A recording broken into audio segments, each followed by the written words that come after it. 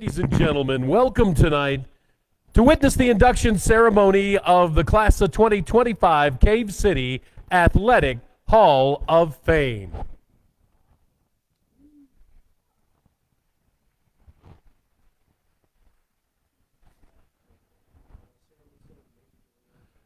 Our inductees are always a special bunch in the hearts of the Cave City Athletics fans, but tonight we have a really special bunch for you, and we get to lead off by telling you about the class of 1980's Eddie Bradley. Eddie Bradley's career is one of the greatest cavemen to ever put on a uniform, solidified tonight in his nomination to the Hall of Fame. From 1978 to 1980, Eddie was a two-year starter for the Cavemen, earning all-conference and all-district selections both years. His senior year, he was voted the MVP of the conference as the statistical leader in points with 20 per game and rebounds 10 per game for the Cavemen. His play by averaging a double-double on a very good 1979 to 1980 team earned him a selection to the Arkansas State High School All-Star Game where he scored 10 points. Now, we believe that Eddie was only the second caveman at the time to be selected to the All-Star Game after Ricky Medlock. Eddie's individual recognition was just getting started after high school. He played 2 years at Central Baptist College in Conway, where he earned All-Arkansas JUCO Conference selection for both years and was their statistical leader in points and rebounds. Eddie finished his final 2 years on scholarship with Ouachita Baptist University, where he was a 2-year letterman and played in the 1984 Arkansas College All-Star Game. Eddie is one of only a few cavemen to play 4 years of college basketball on a full scholarship.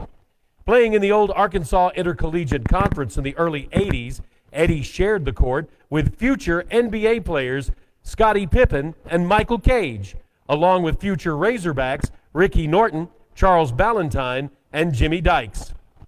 Eddie's basketball career is only overshadowed by his professional career.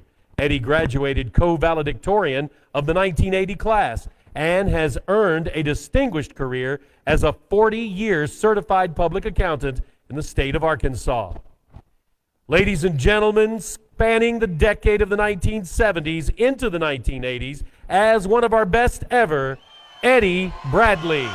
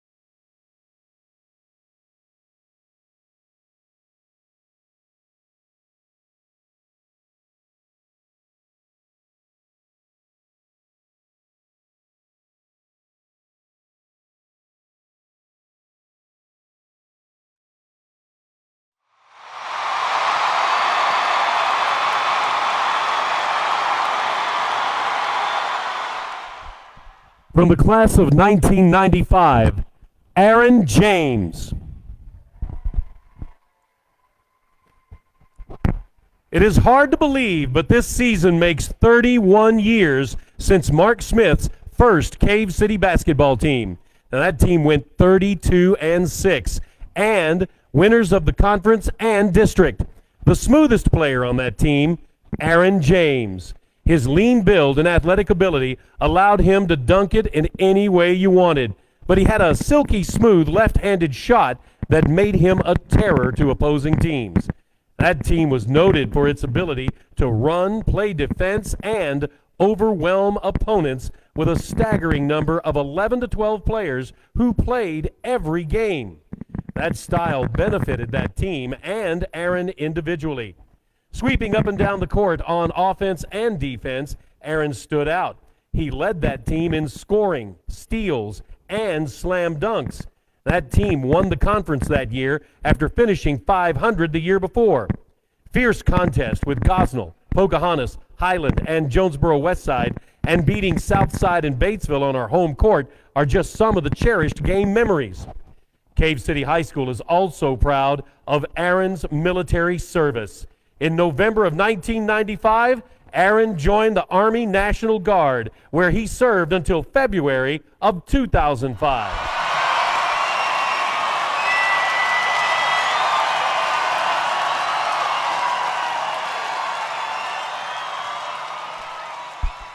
He served overseas in Kuwait in 1999, Egypt in 2002, and Iraq in 2004.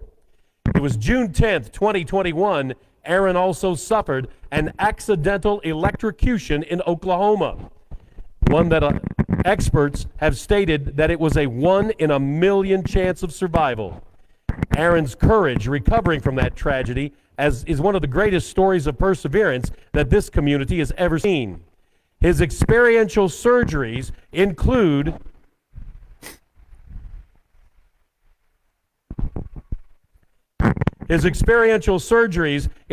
the very first full eye transplant in the world. It is with a proud caveman spirit that this community recognizes a great athlete and soldier tonight. And with a heart of profound respect for Aaron's story of perseverance and grit and the true definition of courage and strength, we're honored to recognize him and his family, one of the greatest athletes, soldiers, and heroes we've ever known, Aaron James.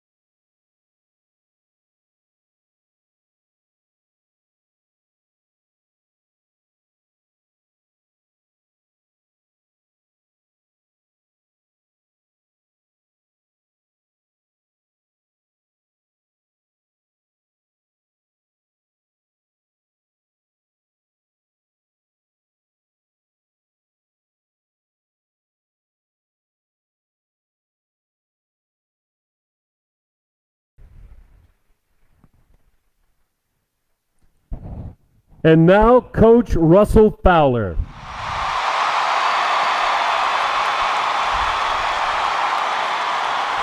At this time, I'd like to ask any former players of Coach Fowler's to stand for just a little bit, please. If you played for Coach Fowler, would you please stand? Now, if you knew a coach who coached for 35 total years, and 30 of those at the same school, would you consider him one of the best ever? If that coach won a total of 1,010 games, would you consider him the best? What about 9 state tournament appearances, 4 Final Fours in the state tournament, a state runner-up in 2010, 12 district and conference titles with 17 regional appearances? What would you think of that list of accolades?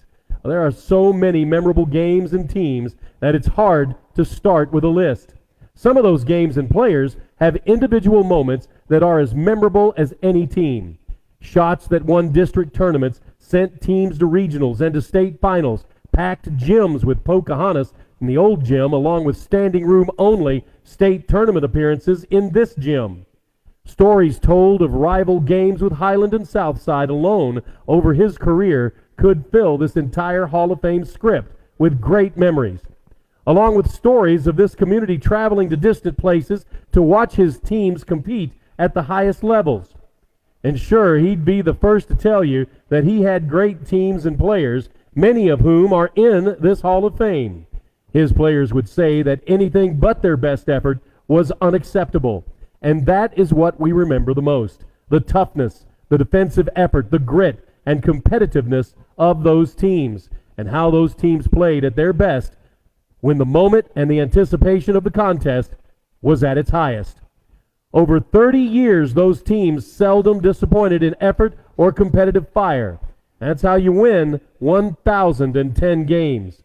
Coach in one place for 30 years and impact an entire generation of players, memories, and basketball teams.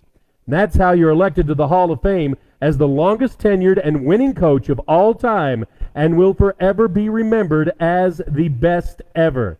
Ladies and gentlemen, the best ever, Coach Russell Fowler.